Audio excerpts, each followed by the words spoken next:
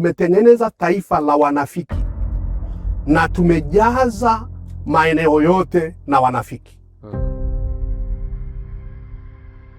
Katika vitu vigumu vya kuua ni haki.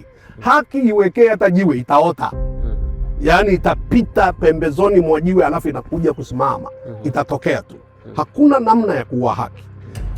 Jiweke kwenye viatu vya Rais Samia Suluhu Hassan na unataka kurekebisha hali ya mambo ya hii nchi. Prescription yako ingekuwaje? Nini kwa mfano ungefanya? Jambo la kwanza kabisa ambalo ningelifanya kesho asubuhi, ningemuondoa Tundu Lissu ndani. Vitendo vinavyokiuka utawala wa demokrasia na wa sheria. Ningepiga kelele, ningesema akitokea mtu mmoja akatekwa tena fulani, utanitambua. Iwe ni vyombo vya dola, wawe ni viongozi wa kiserikali. Tunahitaji tu kujifunza ushawishi kuliko mabavu. Askofu Daktari Glorious Show, tunakushukuru sana kwa kukubali mwaliko wa kuzungumza na sisi. Karibu sana. Ninavyofahamu ni kwamba, na kama ambavyo tumekuwa tunazungumza muda mfupi kabla hatujaanza kurekodi, ndio, ni kwamba wewe ni askofu mstaafu wa kanisa la Tanzania Assembly of God Kilimanjaro. Ndio. Lakini pia mwanzilishi mwenza au unaendesha taasisi ya New Life Foundation. Ndio. Ambayo pamoja na mambo mengine inajihusisha na masuala ya elimu, ndio, kupatia watoto elimu, lakini vile vile harakati za kupunguza umasikini. Ndio. Masuala ya haki za walemavu. Ndio. Lakini pia kama ambavyo tumezungumza, unafanya pia, unazungumza, wanasema public speaking, sijui kwa Kiswahili wanasemaje. Lakini swali langu la kwanza ilikuwa ni kwamba kuna vitu vingine unafanya ambavyo pengine sijavitaja hapa. Nafikiri ni hivyo kwa ujumla. Mimi nimejikita zaidi kwenye kusaidia watoto. Nafanya training kwa ajili ya watu wanaofanya kazi na watoto. Kwa hiyo mimi elimu yangu, sehemu kubwa ya elimu yangu ni kuhusu mambo ya watoto. Kwa hiyo mimi ninafanya training, masomo ya watoto, kuanzia kutengeneza vielelezo vya watoto, kuongea na watoto, kuwafundisha watoto, kuandaa masomo kwa ajili ya watoto na kuwafundisha watoto, malezi ya watoto. Yote hayo ndio maeneo yangu. Kutokana na uzoefu huo ambao unao na utaalamu ulionao, ni nini unadhani hakifahamiki kuhusu watoto? Nini unaona pengine kinafanyika, lakini wewe kama mtu ambaye unafanya kazi hizo na una utaalamu, unasema hii si namna nzuri ambavyo tunaweza tukashughulika na watoto, especially pengine pia kwenye muktadha wa elimu labda? Sawa. Katika jambo moja kubwa baya ambalo linafanyika kwa watoto ni uongo. Uongo ni utamaduni ambao unaharibu makuzi na uwezo wa mtoto kujifunza. Na kuna namna utamaduni wetu unachukulia kwamba kumdanganya mtoto sio mbaya.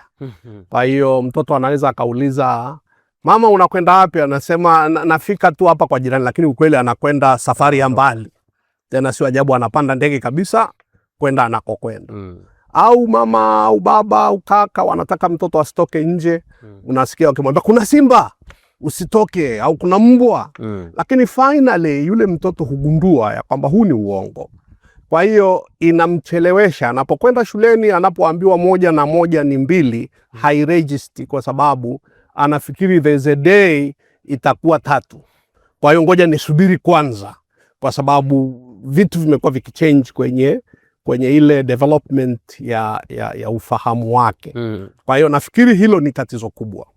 Tatizo la pili ni udanganyifu tunaoufanya kwenye taifa. Na hili niseme wazi ya kwamba viongozi wanasimama wanasema uongo kubwa hadharani, na kila mtu ni wao tu ndio hawaamini kwamba wanasema uongo, lakini kila anayesikia anajua huu ni uongo.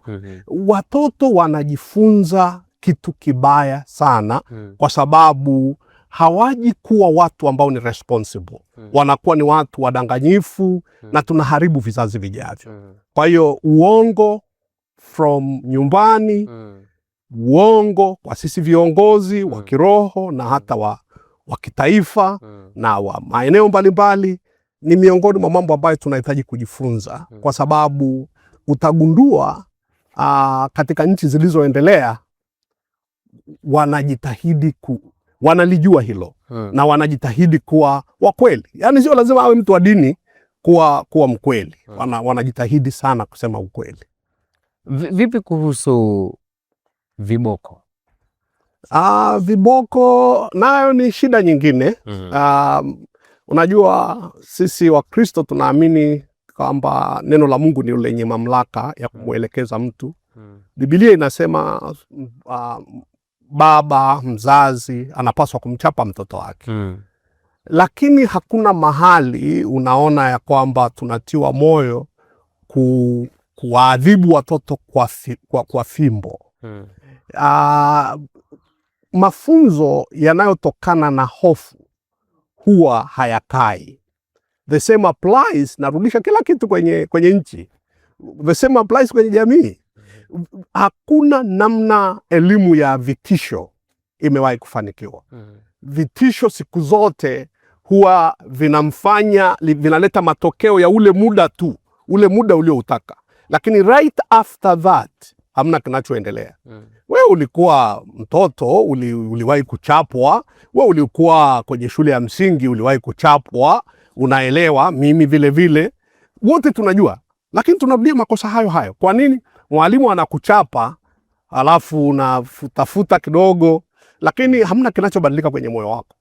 Tena sana inawezekana ukaidi ukaongezeka. Ukasema umenichapa, wewe subiri. Kwa hiyo it doesn't change. Lazima tuanze kufikiria njia mbadala. A reward system, a hopeful system huwa inaleta matokeo makubwa mazuri kuliko vitisho. Jamii inayolelewa kwa kuwa rewarded, kwamba umefanya hiki na kupa zawadi, umefanya hiki na kunyima fursa, yaani unamuondolea fursa, hiyo system itaweka. Kwa hiyo ndio njia mbadala ya viboko. Unadhani nini kina wasukuma watu kwenye ngazi zote mbili, kwenye ngazi ya mzazi na mtoto, lakini pia ngazi ya viongozi kwa wananchi, kusema uongo, lakini kutumia vitisho pia? Kwa mtazamo wako wewe, kwa nini kunakuwa na strong urge ya kuwaongopea watoto au kuwaongopea wananchi? Nikiri kwamba mimi nimeshiriki yote hayo. Nimeshiriki vitisho kwa watoto, nimeshiriki uongo kwa watoto. Nimeshiriki vitisho hata kwa wale ninaowaongoza. Na huwa inatokeaje? Huwa inatokea pale ambapo wewe huna solution, halafu unakuwa intimidated kujipa muda wa kutafuta solution. Unakuwa na hofu ya kufikiri ya kwamba nalazimika kutatua tatizo hili sasa. Jambo la pili ni insecurity. Hivi unaelewa ya kwamba sisi wazazi tunaweza kuwa insecure, yaani tunahisi kwamba huyu mtoto ananidharau, huyu mtoto atanitawala, huyu ananikalia kichwani. Kwa hiyo insecurity hiyo inakudanganya ya kwamba you need to use force, atambue wewe ni nani, huyu mtoto hawezi kunichezea. Kwa hiyo it comes out of a heart of insecurity. Unapokuwa insecure, hayo ndio mambo yanayotokea. Unapokuwa hujiamini, lazima utumie vitisho, lazima utumie nguvu. Lakini ukijiamini, utaitreat kama inavyopaswa. Na hiyo haishi kwenye ngazi ya watoto tu. hiyo swala la insecurity ndio nakwambia inakwenda mpaka kwenye jamii. Unakuwa kiongozi mahali, nimekwambia kwa mfano mimi nimekosea mara nyingi kwenye mambo kama haya ninayoyasema hapa. Nimedanganya watoto wakati wakiwa wadogo, lakini what I did baada ya kujifunza haya ninayoyasema, niliomba radhi na nilidhamiria sitasema uongo at any cost. Uongo ni ishara ya woga, na woga huo unasababishwa na hiyo insecurity. Yani kwamba mtu yeyote asiyejiamini ni muongo. Mtu ambaye hajiamini, mtu ambaye anafikiri kuna upungufu au anatishiwa na yule anayeongea naye, ana kitisho fulani, ana hofu fulani kumuhusu anayeongea naye, anakuwa muongo. Na hiyo kwa mfano kwenye ngazi ya kitaifa kwa mfano inajidhihirisha vipi? Yani ndio sasa hivi iko very clear kwamba kuna viongozi wengi kuna vyombo vya dola ambapo unajiuliza, hivi vitisho vyote, nguvu zote, huna lugha nyingine? Tuliwahi kuona mfano kwenye vitabu vya zamani, sisi tuliosoma zamani kidogo utotoni, tulikuwa tunaona mtu mmoja alikuwa anasukuma punda, yule punda akawa haendi, akashauri apigwe viboko, kapigwa viboko lakini haendi direction inayotakiwa. Akaambiwa choma mkia, akachoma mkia, bado alizunguka tu pale pale. Ndipo akatokea mtu mmoja mwenye hekima akasema, hebu subirini. Akachukua fimbo, akaweka karoti mwisho wa ile fimbo. Halafu akampanda yule punda, akaiweka ile karoti pale.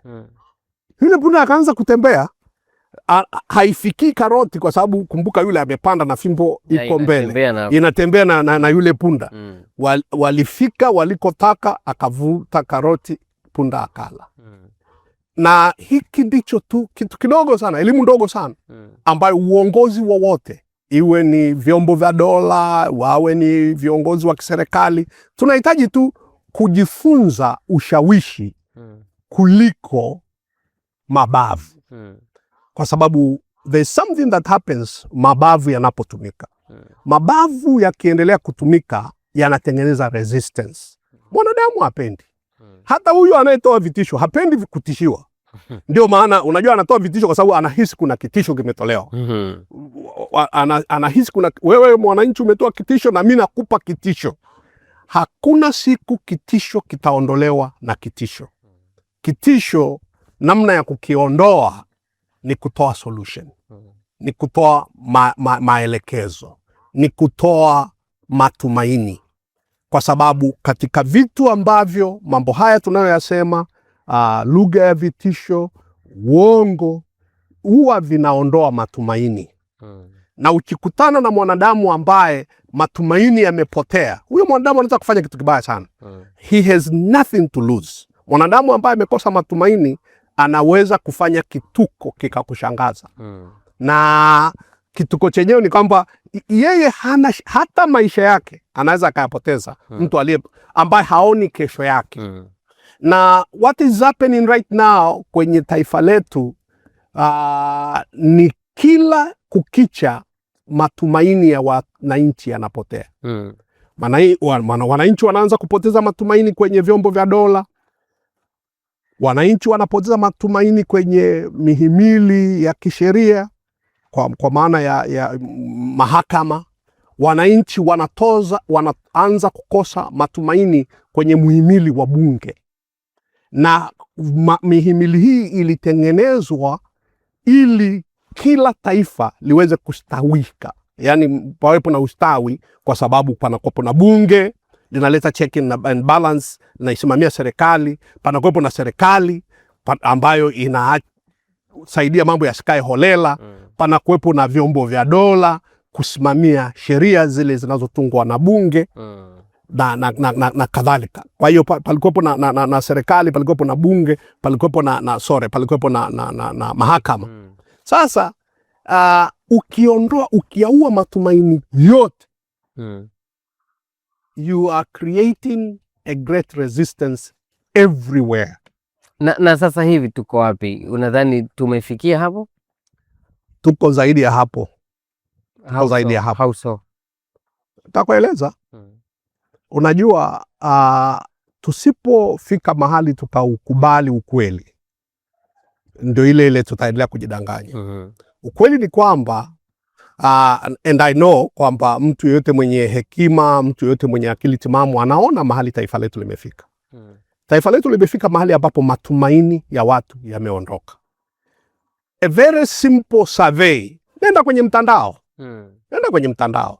Tafuta mahali popote. Labda mkuu wa jeshi, hata kama akaunti sio ya kwake, lakini mtu tu anaitwa mkuu wa jeshi amesema kitu kwenye Facebook, lakini kwa jina la mkuu wa jeshi, hata kama sio yeye. Tafuta mahali kiongozi wa serikali amesema kitu chochote tu, aseme sijui nakuja kugawa mayai kesho. Chochote tu. Soma comments. Katika comments unazozisoma kwenye mitandao ya kijamii, it's a representation of what is happening kwenye mioyo na fikra za watu. Na inatosha kutushtua ya kwamba sisi tumefika hapa. Ni matusi, ni maneno mabaya, ni kushangilia mtu akipata shida. Akifariki kiongozi ni sherehe. Bwana unasema sijui hichi kidogo tunakutarajia kwa tunakushukuru hiki kidogo. Bwana ni lini utafanya kikubwa? Inasikitisha. Sio mahali sahihi pakuwa kama taifa. Swali do. Ilikuwaje tukafika hapo? Kwa sababu wewe ni mna umri mkubwa kidogo. Mkubwa sio kidogo kuliko mimi. Ndio. Tulifika vipi hapa? Yaani tulijikwaa wapi kwa mtazamo wako wewe? Kwa sababu ni kweli unavyozungumzia hali mitandaoni, kiongozi akifariki na nini kimetufikisha hapa? Kilichotufikisha hapa ni kitu kimoja kikubwa. Ni kwamba tulikuwa tunajulikana kama serikali sikivu. Kwa maana ya kwamba tunasikiliza watu, ushauri, tunasikiliza maoni. Jambo la pili, tulikuwa tunafahamika kama watu ambao tuna mfumo wa vyama vingi. Kwa hiyo what we did, jambo la kwanza, tukawa tumeondoa usikivu. Kwa hiyo mtu akitoa mawazo leo anaanza kuogopa. What will happen to me next morning? Unaona Na wengine wakaanza kukimbia kwa mawazo tu ya kawaida kabisa. Wamesema tu uchaguzi sio huru, sio haki. Sasa wewe badala ya kueleza ulikuwaje wa haki na ulikuwaje huru, unataka kumaliza aliyesema hivyo. Jambo la kwanza. Jambo la pili, kwenye kutokuwa wasikivu. Jambo la pili, tumeua upinzani. Na tunafikiri ni sifa kuua upinzani. Mimi sio wa chama cha upinzani. Mimi sio wa chama tawala. Sina chama chochote. Lakini tunaelewa ni kwa nini dunia iliweka mifumo hiyo. Imeweka ecology ningeita. Ingekuwa kama ni ecosystem iliyowekwa kama ilivyo kwa wanyama. Kuna anayekula nyama, kuna anayekula majani, kuna mpaka wadudu wanaokula vile vilivyooza. Kwa hiyo ukiacha mbuga ikae ilivyo, hakuna shida itakayotokea. Yaani utakuta mzoga uliobaki hivyo hivyo unazunguka. Mungu aliweka hivyo. Sasa mfumo wa vyama vingi ulikuwa ndio ecosystem ya kisiasa na kiserikali. Tumeuaje? Tunafikiri ni sifa kujaza wabunge wa chama kimoja kwenye bunge. Matokeo yake ni kwamba tunasifia serikali. Matokeo yake ni kwamba hatuiwajibishi serikali. Matokeo yake ni kwamba serikali haituogopi. Kwa nini? Kwa sababu wabunge wanaisifia. Na sisemi ni vibaya kuisifia serikali, lakini tuisifie serikali kwa panapostahili kusifiwa. Lakini tuiambie serikali hapa tunaenda vibaya kwa sababu ndiyo sababu ya kuwepo kwa system hiyo. Kwa hiyo ndio maana tumefika hapo. Kwa hiyo tumefika hapa kwa sababu hakuna anayesema ukweli. Tumetengeneza taifa la wanafiki na tumejaza maeneo yote na wanafiki. Wanafiki wanaopiga makofi, lakini tukikutana huko barazani wanasema hebu sema ise. Kwa mfano leo ningewaambia watu nakuja kuongea na wewe. Ningepata vimemo vinavyoniambia niseme nini. Unaona Lakini hakuna anayejua. Lakini watu wana hofu. Kwa hiyo kilichotufikisha hapo ni hicho. tumeua upinzani na tumejinyima haki ya kusikiliza. Tumeondoa kwa vitisho watu kusema. Na matokeo yake nchi inaharibika. Lakini ilifanikishwa vipi hiyo? Kwa sababu hiyo ni what? Like, hiyo ilifanikishwa kwa sababu tulitumia mlango wa katiba iliyoko ambayo ina madhaifu na mapungufu mengi, tukaitumia kufika hapo tulipofika. Na jambo la pili, tukatumia mlango ambao katiba ile ile wa ubovu wake. Labda ningebaki na hilo kwa sababu katiba hiyo ndio ambayo inasema kwamba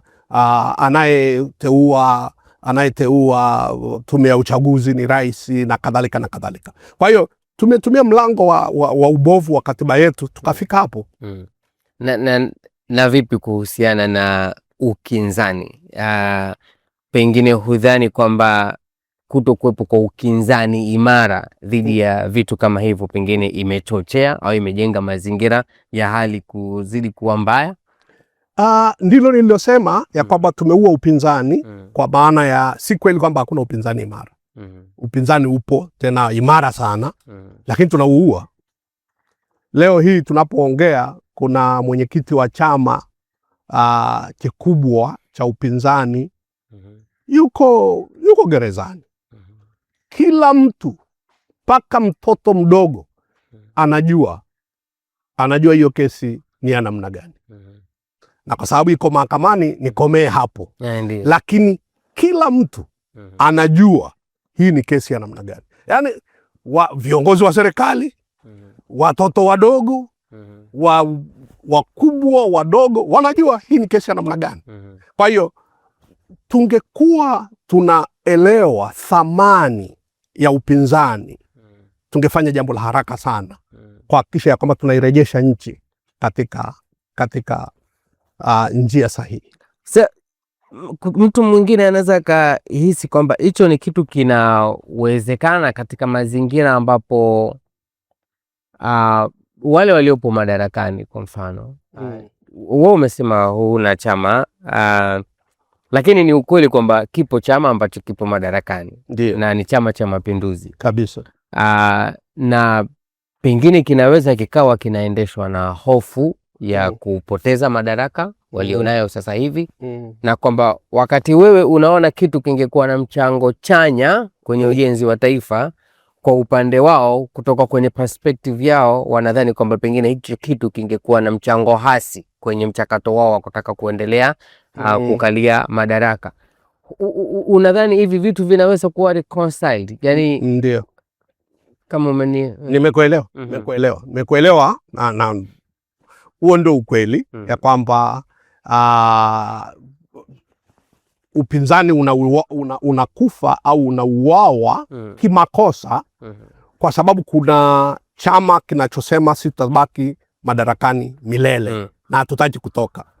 Lakini njia ya kutoka madarakani sio kwa kuua upinzani. Ukitaka usitoke madarakani, sawa, umeshaingia madarakani, anza kusikiliza vitu ambavyo wananchi wanafikiri unapaswa kufanya. Vifanye, utakaa madarakani. That's the best way. Usipofanya, haijalishi unatumia risasi, haijalishi unatumia vitisho, haijalishi. Historia inatufundisha. Sisi ni wanafunzi wa historia. Tunatakiwa kuwa wanafunzi wa historia. Fikra zenye mtazamo wa sawa hazijawahi kuzimwa. Na haki huwezi kuiondoa. Katika vitu vigumu vya kuua ni haki. Haki iwekee hata jiwe itaota. Yaani itapita pembezoni mwa jiwe alafu inakuja kusimama. Itatokea tu. Hakuna namna ya kuua haki. Sasa misingi ya haki kibomolewa, tunachohitaji ni kuchutama na kusema we are sorry, tumekosea. Angalia mambo yaliyotokea tarehe 29 Oktoba. Wamekufa watu wengi. Sitaingia kwenye namba. Lakini nitaingia kwenye wengi. Kwa sababu hata wale waliotajwa tu na tume ya Jaji Chande wanatosha, ni wengi kuliko wanafunzi walioko shuleni kwangu. Yani shule nzima ni kama kusema shule nzima iliuawa kwa ile ya Jaji Chande 500 na kitu. 500 na kitu. Hiyo ni shule kubwa ya msingi au ya sekondari. Shule yenye watoto 500 ni shule kubwa. 500 na watu wengi. Can you imagine watu wanakufa wa idadi ya shule nzima inafutika. Sasa kilichotokea ni matokeo yanayoonyesha ya kwamba tunafanikiwa au hatufanikiwi. Ni mahali pa kujaribu kufikiri kwamba tamaa yetu, ndoto zetu, shauku zetu na ndoto za taifa na shauku ya taifa ni nini cha kuzingatia. Wingi, ushabiki wa chama au ushabiki wa taifa. Hapa ndipo mahali ambapo tunapaswa kuja tuseme ya kwamba taifa ni kubwa kuliko vyama vyetu.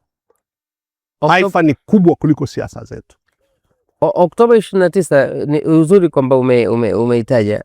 Oktoba 29 iliweza kuepukika? Like tungeweza kuiepuka? Bwana Halfan, mimi ni miongoni mwa watu waliopiga kelele. Na sikupiga kelele. Sikuanza na kelele. Mimi kama walivyo watu wengine, viongozi wengine wa dini, ninathamini sana heshima, adabu. Na kwa sababu hiyo nilitumia taratibu zinazopaswa. Niliongea na viongozi wangu wakuu wa mihimili ya nchi. Mimi kama mimi hivi sio kama system fulani au kama sijawakilisha kama raia. Niliwafikia na wakipinga, mimi nilifanya kwa maandishi nikishauri ya kwamba, na sisemi kwamba walipaswa kufuata ushauri wangu. Yes. Lakini nachotaka kusema tu I did my part. Na part yangu ilikuwa nilisema kwenye mikutano yetu ya viongozi wa dini na viongozi wa serikali, nilisema kwenye mikutano mbalimbali, ikashindikana, nikaanza personal. Nikaongea na wakuu wa vyombo vya dola, nikaongea na viongozi wakuu wa chama kinachotawala, nikawaomba tuangalie namna ya kufanya. Mambo yakaendelea kama yalivyokuwa. Na uliwaambia nini?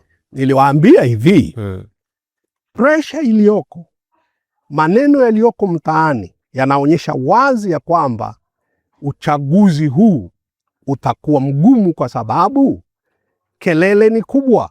Fanyeni reform chache au sogezeni uchaguzi mbele.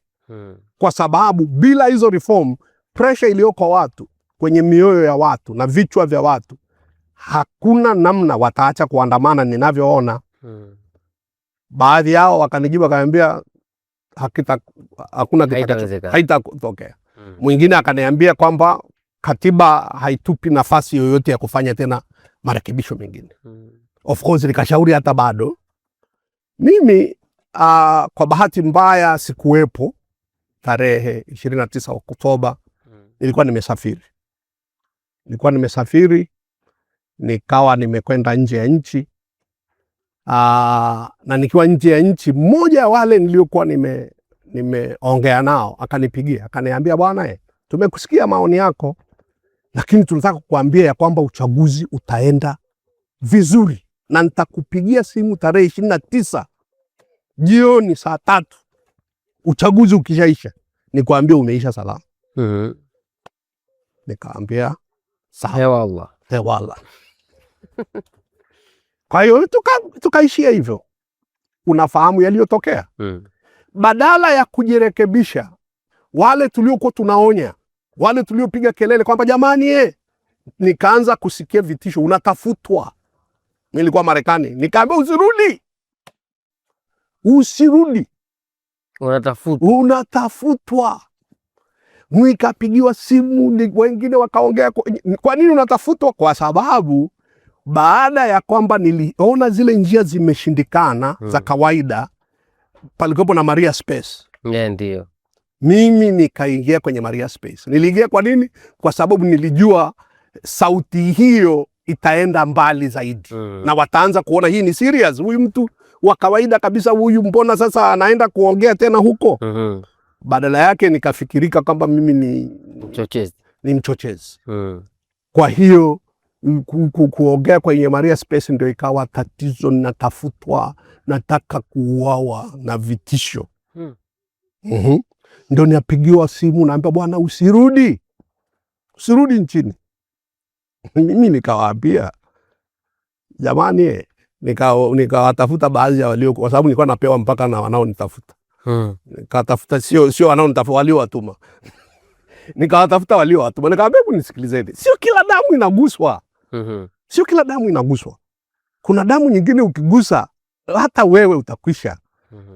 Kwa sababu ni ya haki. Sina chama cha siasa. Mimi ni rafiki wa serikali. Mimi ni rafiki wa taifa la Tanzania. Na uliporudi hujapata matatizo? Mimi sasa niliporudi kuna taarifa napewa. Kuna taarifa napewa. Uzuri ni kwamba watu wanapenda haki. Kwa hiyo tunaweza tukakaa mimi na wewe tu hapa, lakini kumbe wale jamaa wanatusikia.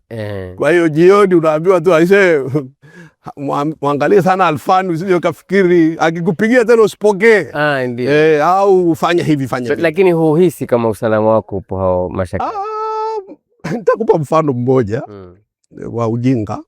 Vinafanyika vitu. Nilikuwa nasafiri kwenda mahali huku nchini. Na nikafika mahali nikakutana na mtu mmoja. Akaniambia, mzee, samahani sana, naona huna mzigo. Sikuwa na mzigo. Naomba unisaidie kubeba huu mzigo wangu ili nifike, yani sasa ninakupa hiyo njia rahisi moja ndogo. Ili mimi nimetoka Dar es Salaam sasa nakwenda mahali fulani. Na wewe naona unaenda huko na huna mzigo, naomba unisaidie tu, sina namna ya kuweza kulipia sitaweza kulipia huu mzigo. Nikamwambia mimi siwezi kubeba mzigo wa mtu nisiyefahamu. Akaniambia tumeshapita hata security. Na hawa wako hapa, na wale watu wa security kweli wako pale. Na hawa wako hapa. Hakuna shida. Nikamwambia okay. Moyoni pap, mimi ni mtu wa rohoni. Rohoni pap, nikasikia kuna kitu hakiko salama. Nikakubali. Nikajua kwamba nisipokubali hii itakuwepo ingine. Kwa hiyo nikakubali. Nikamwambia kwamba sawa. Akatangulia, mimi nikabaki na mzigo. Nikamwambia wale watu kwamba yule aliyetangulia huu mzigo ni wa kwake, na sidhani kama atapenda nikimlipia. Kwa hiyo sasa kwa kuwa ameshaenda, naomba nimlipie, uweke kwenye mzigo wake, yani uongeze kwa sababu si extra. Ndio. Nikamwambia naomba nimlipie, nikamlipia. Lakini ukaenda kwa jina lake. Nilipotua airport kwa sababu sikuwa na mzigo. Tayari nikawa nimeshaandaa taksi ya kunichukua, mtu akanichukua. Sikuangalia nyuma kwa sababu mzigo haukuwa tena wa kwangu. Lakini taarifa zinaniambia ya kwamba baadaye kwamba hongera. Ulikuwa uwe muuza madawa. Sasa huu ni ujinga. Ni vitu ambavyo si sawa. Sawa. So wewe hukubaliani na nadharia ya serikali kwamba kilichotokea Oktoba 29 ni hujuma, watu walikuwa wamepanga kupindua serikali na nini? Wewe unadhani kwamba inaakisi hasira na frustration ambazo wananchi walikuwa nazo kabla ya uchaguzi? Mimi sidhani kama hata ninapaswa kujibu. Mimi nafikiri ni obvious. Iko very obvious. Tuliona kwenye video walichokuwa wanaimba. Tunasikia walichokuwa wanasema. Ripoti ya Jaji Chande imeeleza miongoni mwa mambo yaliyosababisha mauaji ya tarehe 29 Oktoba. Iko very clear kwamba ni nini kilichotokea. Sasa hivi ni mwezi wa 7, 2026. Ndio. Ni kama miezi 9 nadhani imepita tangu Oktoba 29 kama sikosei. Unadhani kwa namna tunavyofanya mambo yetu kama nchi, Tumejifunza chochote kutoka kwenye kile kilichotokea kwa mtazamo wako wewe? Kuna swala la kujifunza na swala la kuelewa. Kujifunza tumejifunza. Sidhani kama kuna mtu ambaye hajajifunza. Ila kwamba tumeelewa. Nafikiri hiyo bado. Labda pengine nini ungeona kinafanyika upate picha kwamba tumeelewa? Kitu cha kwanza kabisa ni swala la matumaini. Tunahitaji kulijenga taifa ambalo litajenga matumaini. Asimame diwani aongee, wale watu wanaoongea nao wasikie matumaini. Aongee mbunge, watu wasikie matumaini. Aongee waziri, watu wasikie matumaini. Na kiongozi mwingine wa ngazi yoyote mahali popote. Tunahitaji kujifunza kuwa watu wa matumaini. Na hata hivi ninapoongea hapa mimi leo, napaswa finally ni kuombe nitaongea maneno ambayo ni ya matumaini. Na tusipokuwa na kitu cha namna hiyo, ujumbe wetu unakuwa una kasoro, kwa sababu hauwapi watu tumaini. Na watu wakikosa tumaini, mambo yanaharibika. Sasa nirudi kwenye hili swali lako, kwamba ni nini ambacho hakijafanyika au kinachohitaji kufanyika. Tunahitaji kusimama mahali na kuacha kulalamika. Wapinzani wanailaumu serikali, wanalaumu mifumo, wanalaumu mahakama, wanalaumu jeshi la polisi na kadhalika. Lakini wanasimama viongozi wa serikali wanawalaumu wapinzani, wanalaumu diaspora, wanalaumu watu walioko nje. Hakuna anayekaa mahali pa kuleta solution. Sasa si kwamba naionea serikali, lakini kiukweli ni kwamba serikali ni for the people, by the people. Kwa hiyo serikali ndio inayotakiwa kuwajibika kwetu, si wapinzani. Na inawajibikaje kwetu? Kutupa matumaini. Ituambie wana solution gani juu ya hilo tatizo. Sio na wao wanawalaumu tena wengine. Watuambie wametengeneza mfumo gani wa hayo yanayolalamikiwa. Sio na wao walalamike. Sasa serikali kiwa ya walalamikaji, wanaondoa matumaini. Unasikiliza hotuba za watu, unasikiliza maneno ya watu, unasema sasa kwa hiyo tunafanyaje? Sawa, kuna watu wanataka kuharibu nchi. Kuna wachochezi, kuna wanaofanya hivi. Bwana mimi nimekuwepo tangu wakati wa Nyerere. Wakati wa Nyerere palikuwepo na threats za kweli. Nyerere aliwahi kujaribiwa kupinduliwa. Hatukusikia kwenye vyombo vya habari. Hakuna mtu aliyesema. Walipokamatwa, ndipo taarifa zote zikaanza kutolewa kwamba huyu alikuwa anafanya 1, 2, 3. Sijui kama unanielewa. Idi Amin wakati wa Nyerere, threat kubwa, aliingia kabisa Tanzania. Akaivamia Tanzania. Hatukusikia. Wakakaa vikao vyao, wakatengeneza mambo yao, wakachuja. Nyerere akatoa hotuba. Hotuba aliyosoma, aliyotoa, ilikuwa ya hiki ninachokisema, ya matumaini. Alisema uwezo wa kumpiga tunao, sababu za kumpiga tunayo, nia ya kumpiga tunayo. Tunataka dunia ituelewe hivyo. Kila mtu aliinuka kusema hii vita tunashinda. Wakajiunga watu, tukashinda ile vita. I'm kindly encouraging, urging viongozi wa serikali wa ngazi zote wajifunze na waanze kutoa matumaini. Tusiwaone wakilalamika. Naposema hivyo watutumie mamlaka, tunawaomba wasiendelee kulalamika. Wasiendelee kutuambia kuna vitisho, kuna huyu, kuna yule. Watuambie huyu anayechochea huyu anachochea kwa nini? Sawa, tuseme kweli wanachochewa. Wanachochea hivi, wanachochea. Kwa nini? Vitu vitatu. Cha kwanza, katiba mpya. Cha pili, tume huru ya uchaguzi. Kama basi katiba mpya haipo, basi at least pawepo na tume huru ya uchaguzi kabla ya kama katiba mpya ingepatikana, tume huru ya uchaguzi ingeshughulikiwa kwenye katiba mpya. Okay. Lakini tulikuwa tunawaomba kama hamkuweza katiba mpya, basi pawepo na certain reforms za kuhakikisha ya kwamba nchi inaongozwa na watu waliochaguliwa na wananchi. Nikipiga kura yangu inakwenda kule inakotakiwa. That is number one. Hayo ndio mambo yanayolalamikiwa. Usiseme watu wanachochea wakati utatui hilo.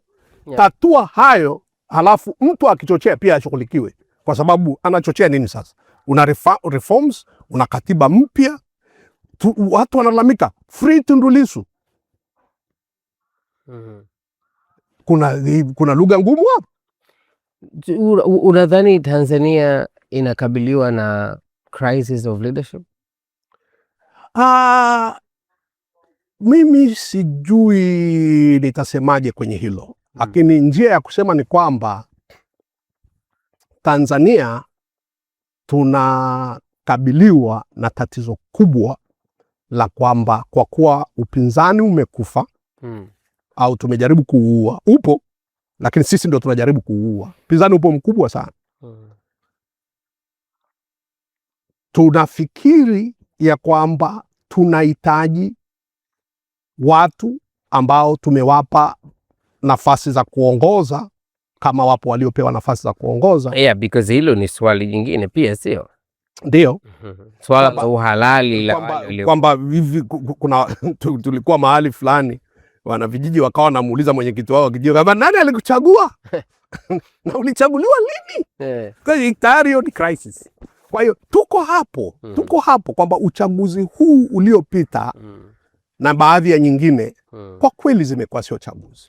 Yeah, na unadhani hiyo athari yake nini sana? Kwa sababu kwa mfano, kwa mtazamo wangu mimi nadhani kwamba kwa sababu tuna hiyo crisis, ina maana kwamba nguvu ambazo pengine tungezitumia kurekebisha mambo mengine hatuzielekezi huko.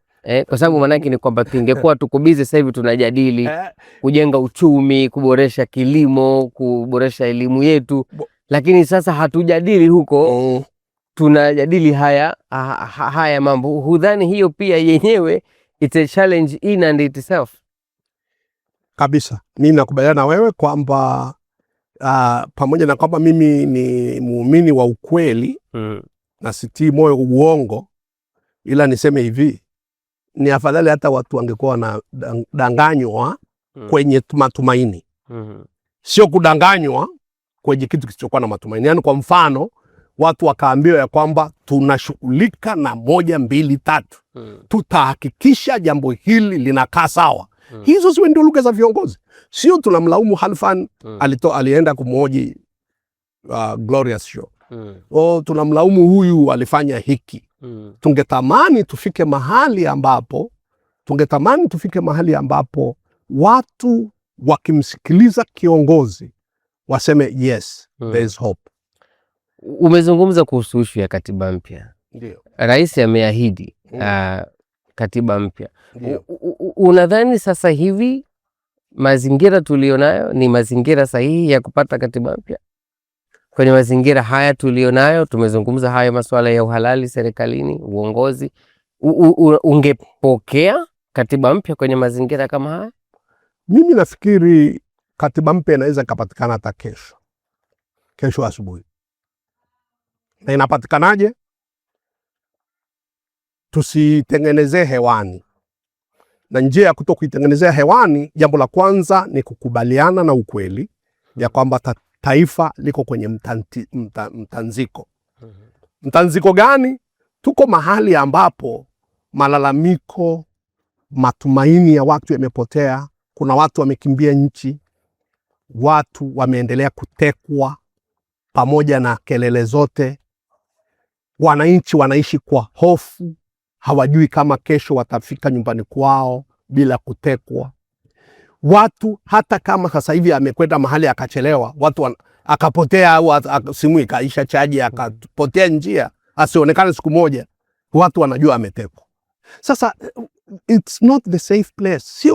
Sio sahihi na tusije tukafikiri ya kwamba ni mahali sahihi taifa linakuwa likiwa hapo. Sio sifa.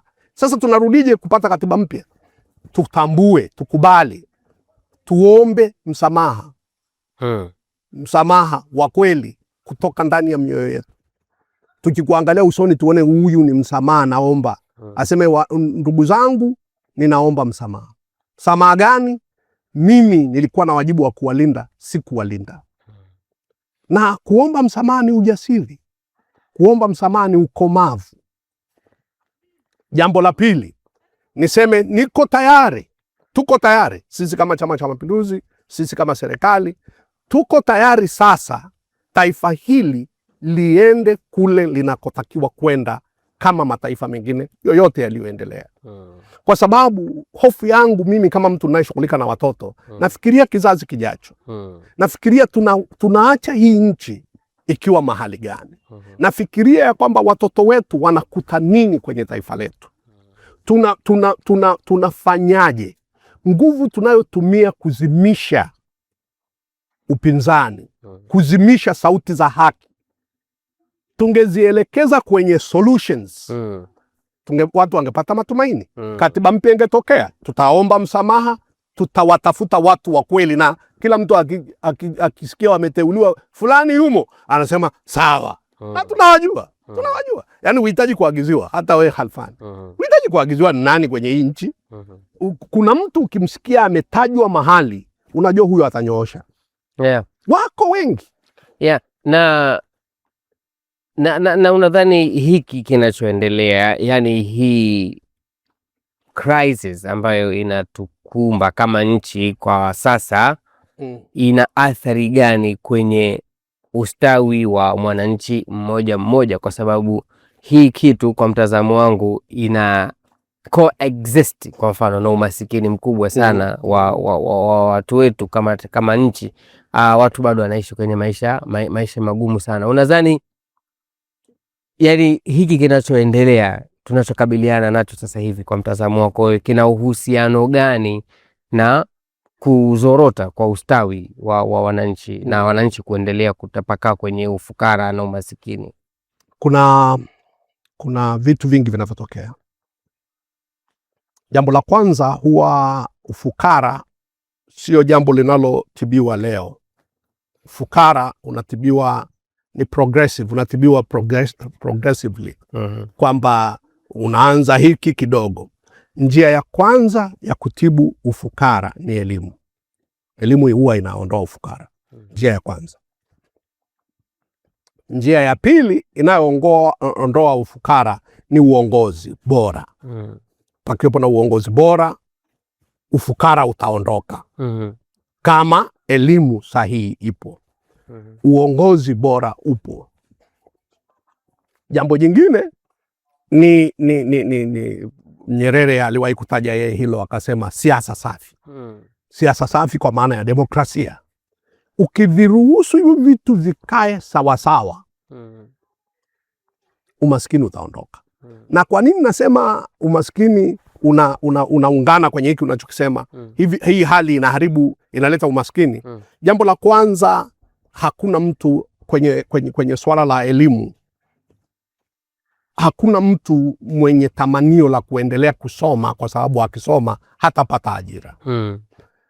Hapati ajira kwa sababu mifumo ya kupata ajira imeharibika. Jambo jingine, kweli tutawafundisha watoto kujitegemea, kufanya biashara. Sisi sio kisiwa.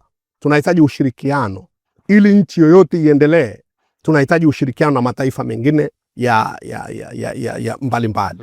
Hali hii imetuletea mtanziko na baadhi ya mataifa makubwa, ambayo ina watu wao ambao ni wawekezaji, ina watu wao ambao ni watalii, ina watu wao ambao ni partners, sio tu na serikali, partners na mashirika mengine hata yaliyoko hapa ambayo yanasababisha uchumi. Wale watu ambao ni partners na wao, yale mashirika yatafungwa. Kwa mfano, shirika lililokuwa limeajiri watu ambao lilikuwa linasaidiwa au linashirikiana na shirika lingine la nje, tunapoteza ile ajira. Umaskini unaendelea kuongezeka. viko vitu vingi kwenye swala la elimu. Hali hii, ujumbe tunaowapelekea vijana wetu kwa habari ya future ya taifa letu, jambo la kwanza tunawaambia uchaguzi sio maana. Uchaguzi hauna maana yoyote. Piga kura yako, usipige kura, matokeo tunajua. Na pengine pia uko na concern kwa sababu hii crisis, bigger crisis ambayo inatukabili nayo inazalisha crisis vingine vidogo. Kwa mfano, nadhani utakuwa unafuatilia sasa hivi swala la, I'm sorry to say, lakini issue ya Waislamu, Wakristo, Tanganyika, Zanzibari. Ndugu yangu, na hiyo inakuconcern? Inaniconcern kupita kawaida. Unajua, kuna viongozi wa serikali wanaweza wakawa wanacheka kwenye mambo yanayoendelea, wakifikiri wamepata watu wa kuwatetea. Tumewaona wanatokea vikundi vya kidini vinavyosema tutalinda na tutaua, tutachinja. They are sending a very bad message. Sio kwa wananchi wanaowatisha, sio kwa serikali inayoambiwa inalindwa. Wanatoa ujumbe mbaya sana kwa public na kwa international community. Wanaiambia dunia kwamba serikali ya Tanzania na vyombo vyake vya dola haina uwezo wa kuwalinda watu wake. Inahitaji msaada wa vikundi vya kidini, inahitaji msaada wa watu binafsi kuweza kubalance mambo. Na tunaponyamaza, tunaposikia kelele hizi na tukanyamaza, maana yake we assent, we consent. Tumesema ya kwamba ni sawa, wacha watusaidie kwa sababu sisi mifumo imefanya nini? Imeshindwa.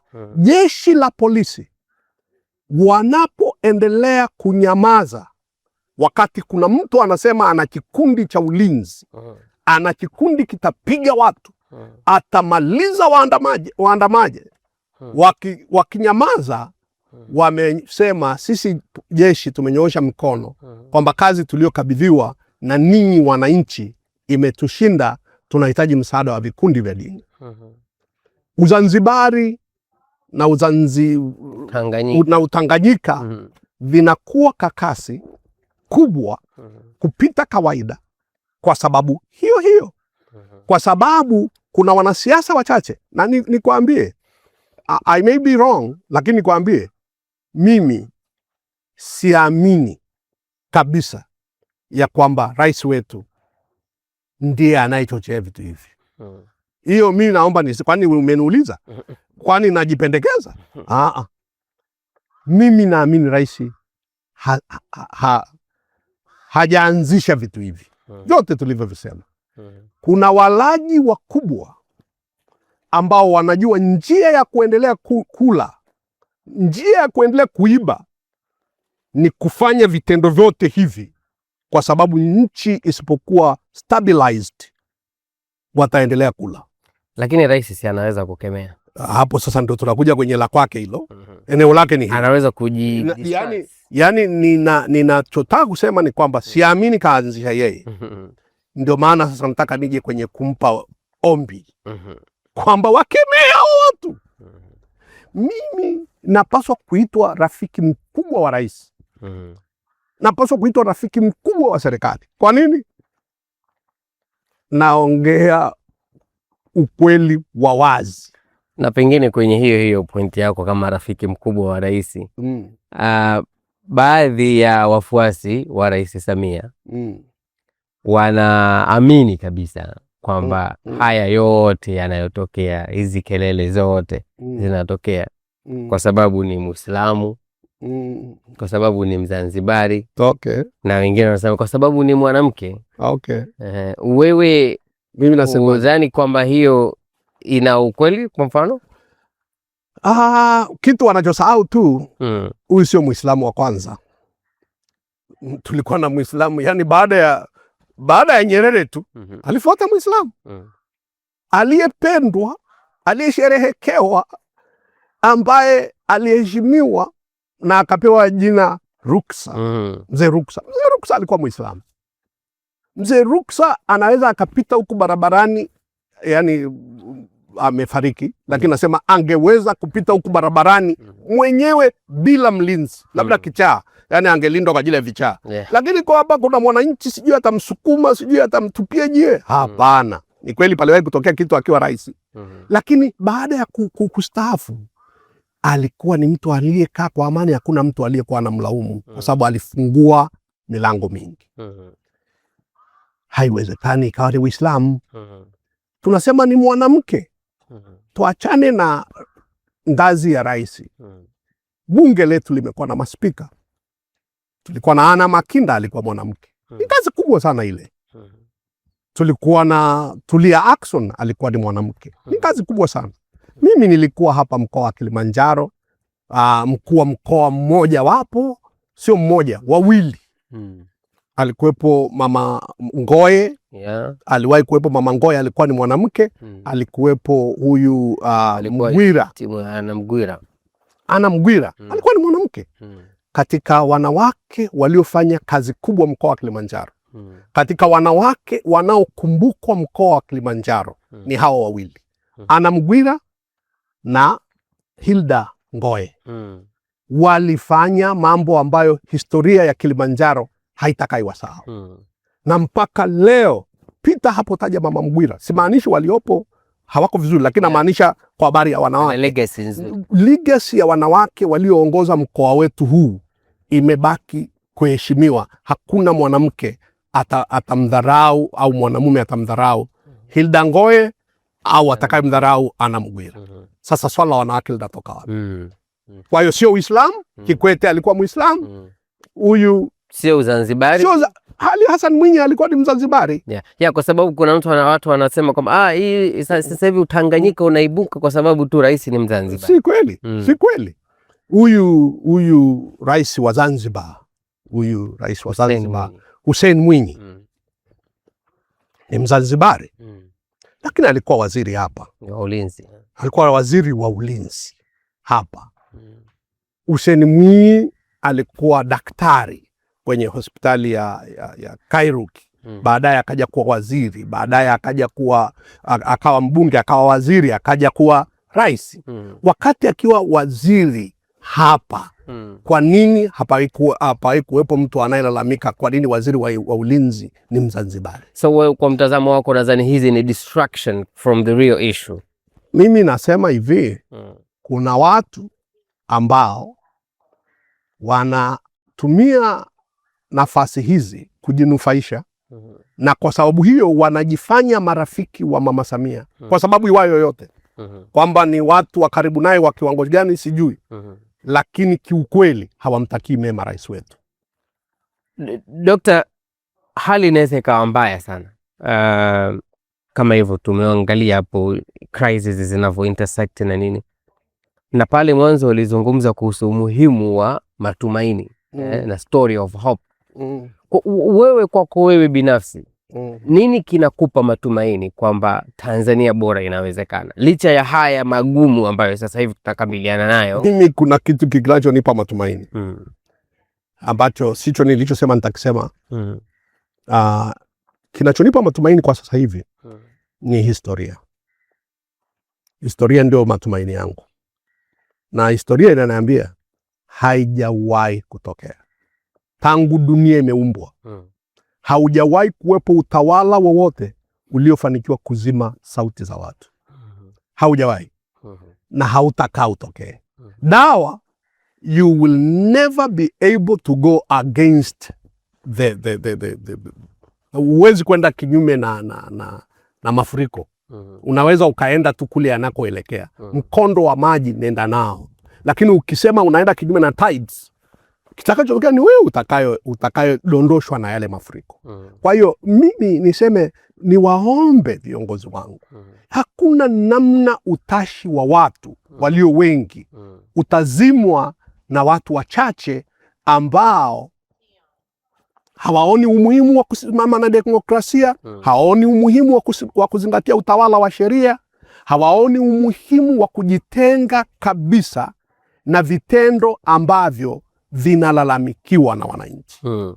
Wakiendelea hivyo, historia itakuwepo. Mimi nitakuwa nimeondoka labda, lakini watoto wajukuu zangu watakuja kugundua, na nakushukuru na rekodi. Kama itakuwepo, wajukuu wangu watakuja kusema he was right. Na swali langu la mwisho, so jiweke kwa mfano kwenye viatu vya Rais Samia Suluhu Hassan. Kiongozi yuko pale, miluzi mingi, anavutwa huku na kule. Umegusia hapo kuhusu wahisani wanavuta, kuna upinzani wanavuta, kuna hao ambao wananufaika nao pia wanavuta. Jiweke kwenye viatu vya Rais Samia Suluhu Hassan na unataka kurekebisha hali ya mambo ya hii nchi. Prescription yako ingekuwaje? Nini kwa mfano ungefanya? Jambo la kwanza kabisa ambalo ningelifanya kesho asubuhi, ningemuondoa Tundu Lissu ndani. La kwanza kabisa, asingeendelea kwa jela.